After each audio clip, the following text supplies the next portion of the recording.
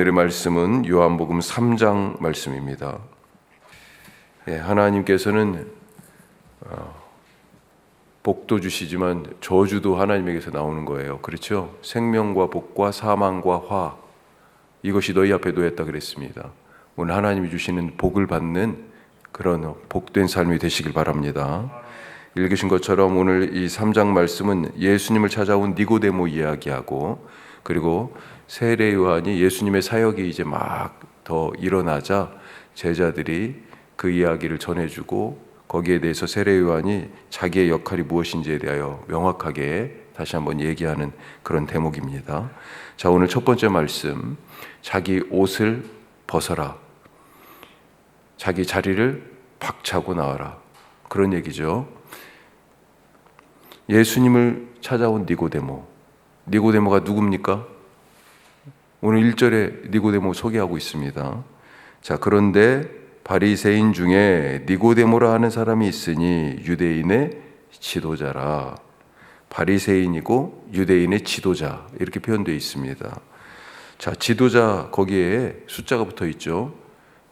주가 달려 있습니다. 그래서 아래쪽을 보면 각 주에 사내들인 공회원, 이렇게 되어 있습니다. 사내들인 공회원.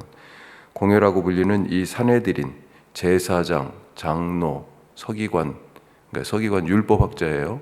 이런 사람들이 지금 이렇게 주로 이런 사람들로 구성된 70명의 유대 전체를 대표하는 입법, 사법, 모든 것을 총괄하는 그런 기관입니다. 대제사장이 의장이에요. 파벌로 보면 사두개파, 바리새파가 주를 이루는, 그리고 율법학자라고 얘기할 수 있는 서기관들이 거기에 참여하고 있는 그런 모두가 다 이 사내들인 하면, 그래서 유대 사회에서 최고로 믿을 만한 사람, 최고의 실력자, 또 최고의 가문, 이렇게 여겨질 수 있겠습니다.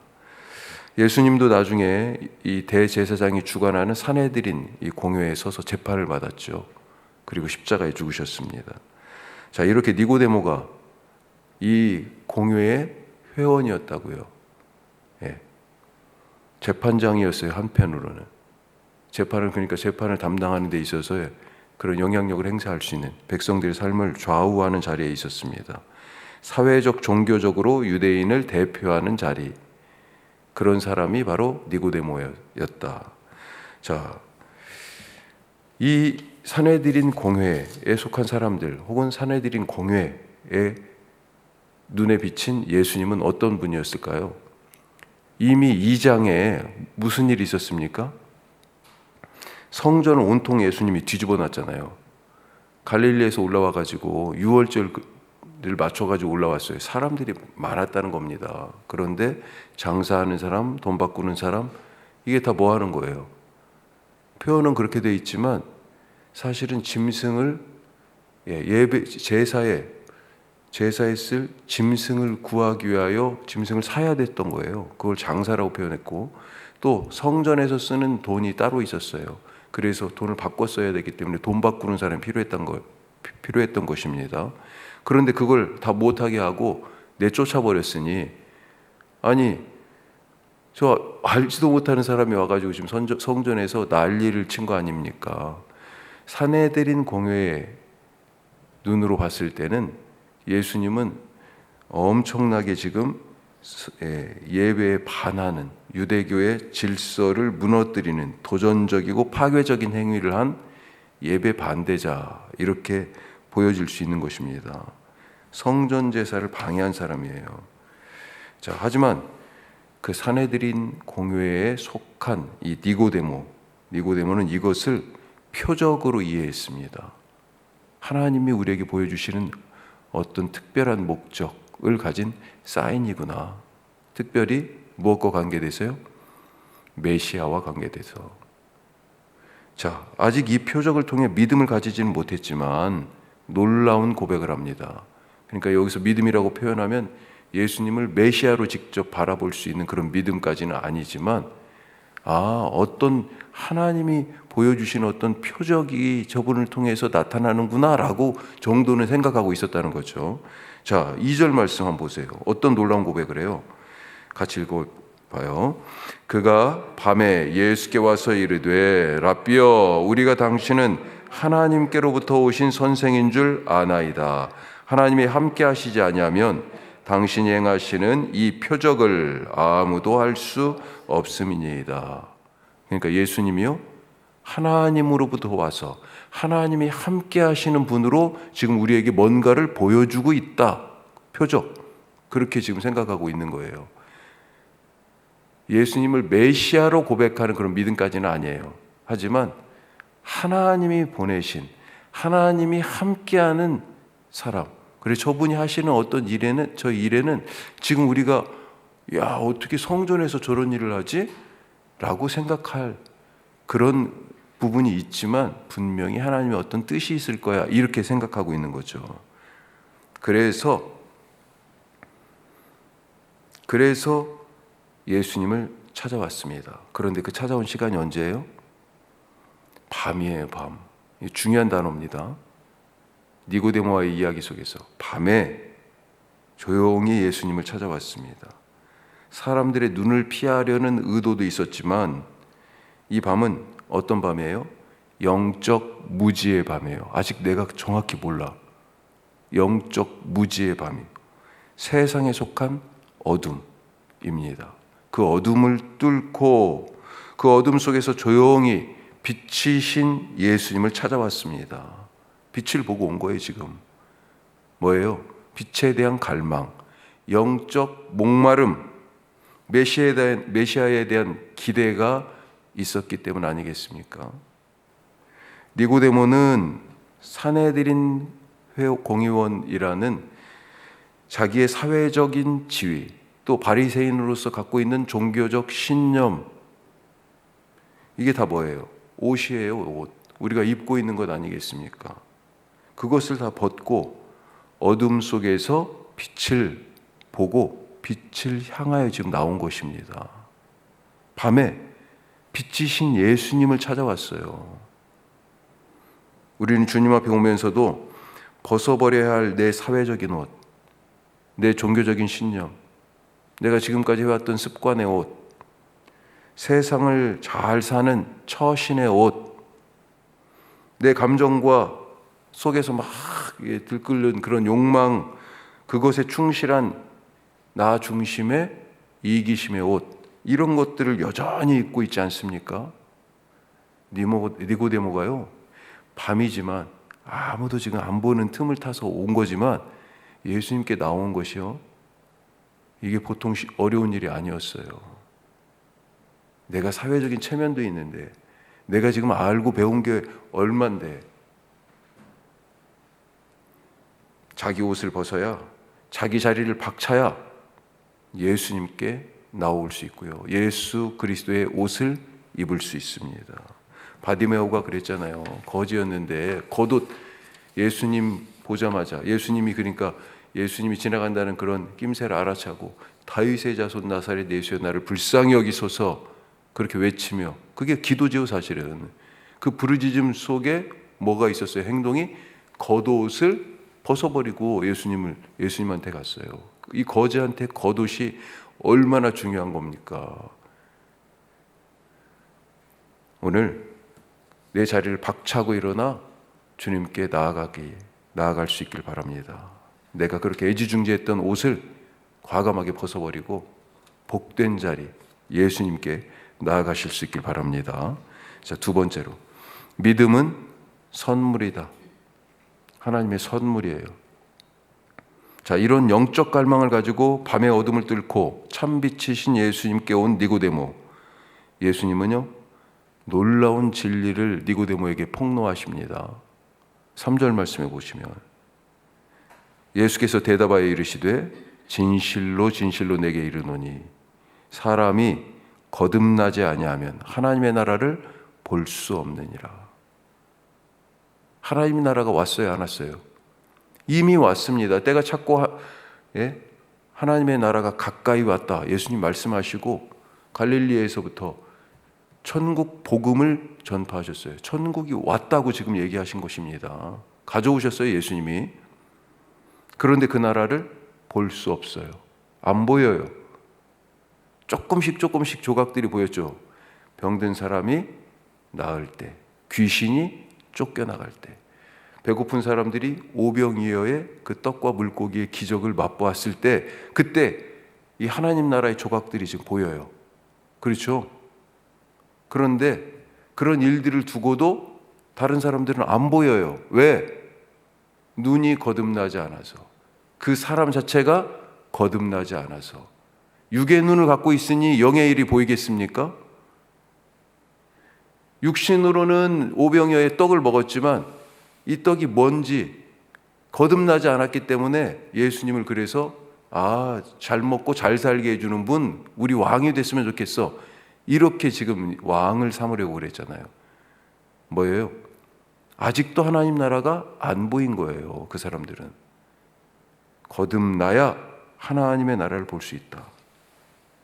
지금 니고데모도요, 예수님이 앞에 계시는데 하나님 나라가 안 보입니다. 성전을 정결하게 하신 사건을 이 니고데모도 알고 있을 거 아니에요. 그런데 아직도 하나님 나라가 안 보여요. 방법은 오직 하나, 뭐라고요? 거듭나는 것입니다. 그러면 니고데모의 말처럼 거듭나기 위해서 어머니 뱃속에 들어갔다가 다시 나와야 될까요? 아니죠. 예수님은 6절에서 뭐라고 말씀하십니까? 6절에서 육으로 난 것은 육이요 영으로 난 것은 영이다. 그래요. 여기서 육은 뭐예요? 땅에 속한 것입니다. 영은요? 하늘에 속한 것이에요. 차원이 달라요. 주파수가 안 맞는 거예요. 아무리 볼륨을 세게 올려도 주파수가 안 맞으니까 목소리가 안 나오고 이런 소리만 나는 거죠.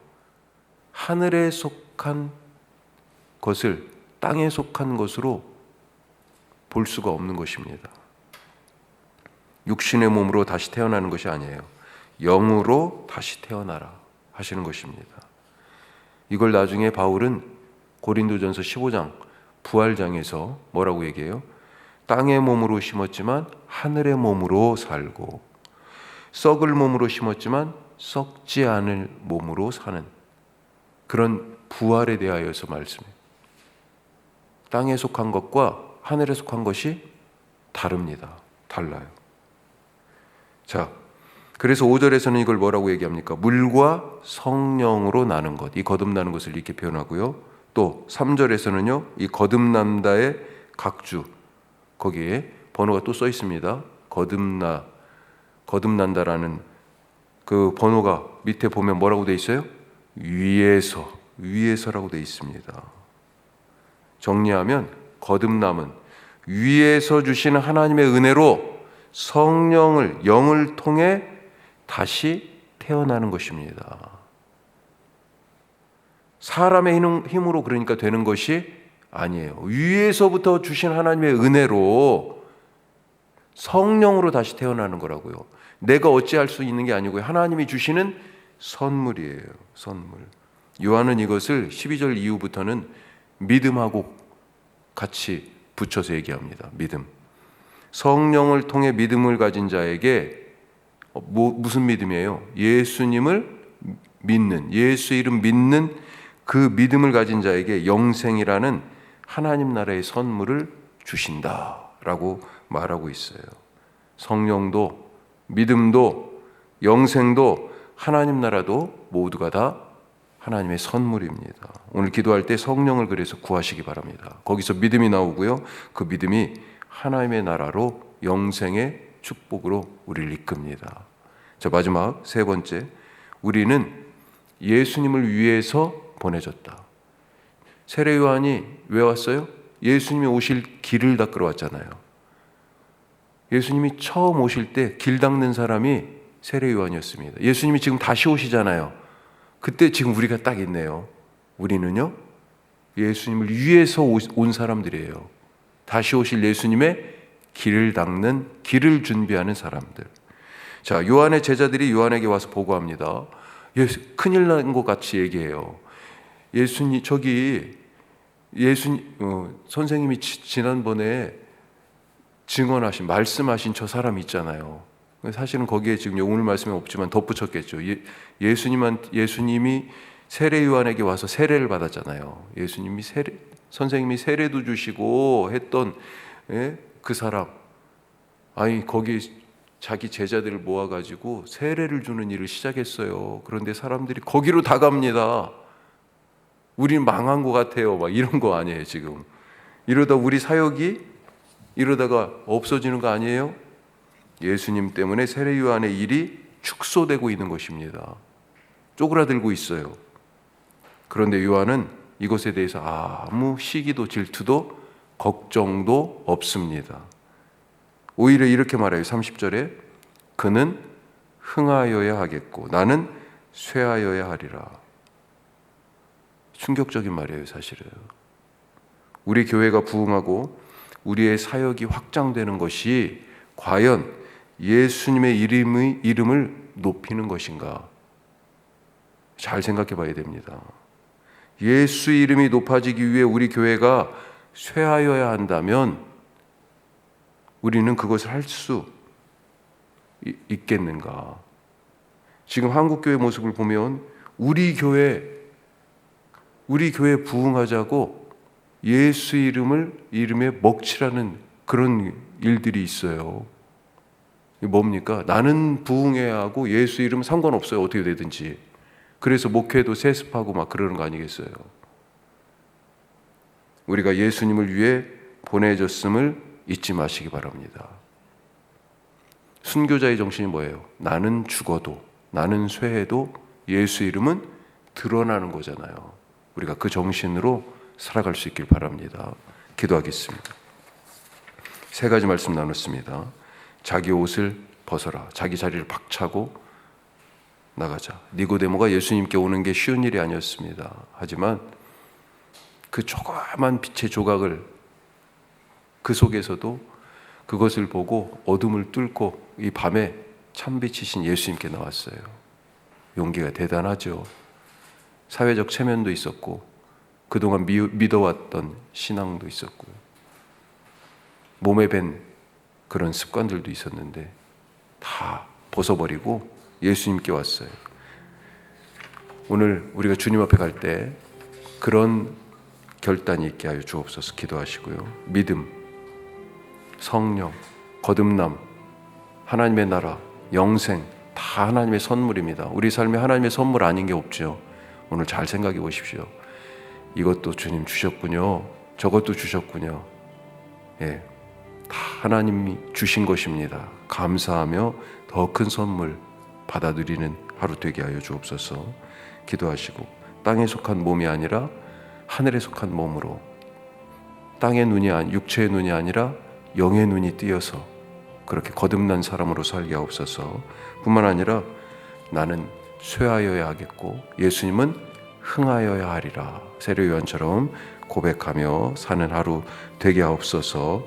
우리 말씀 붙들고 기도하시고 우리 선교 동역지 8곳 필리핀의 까사마 미션, 임마누엘 교회, 그 다음에 뚫라이 미션, 한비 탄사교회, 우리 주일중 윤정수, 박선우, 최은영 선교사님 기억하시고 캄보디아의 행복한 집에 김수현, 김명숙 선교사님, 안동 고천교회 김현수 목사님, 위프렌즈, 우리 외국인 이주민들, 여명학교, 북한 이탈 청소년들, 석식당, 원주의 청소년들, 세물교 플러스 한국교회를 신학과 말씀으로 세우는 이 귀한 일, 김요한 목사님입니다. 대표가 김요한 목사님 기억하시고 기도하시길 바랍니다. 뿐만 아니라 오늘 저녁에 수요 말씀마당이 있고요. 목회협력 그룹 모임도 있습니다. 하나님, 우리 교회가 하나님의 뜻을 따른 예수 이름을 높이고 우리는 소금처럼 빛처럼 사라지는 그런 사명에 충실한 교회 되게 하여 주시옵소서. 다 같이 기도하겠습니다.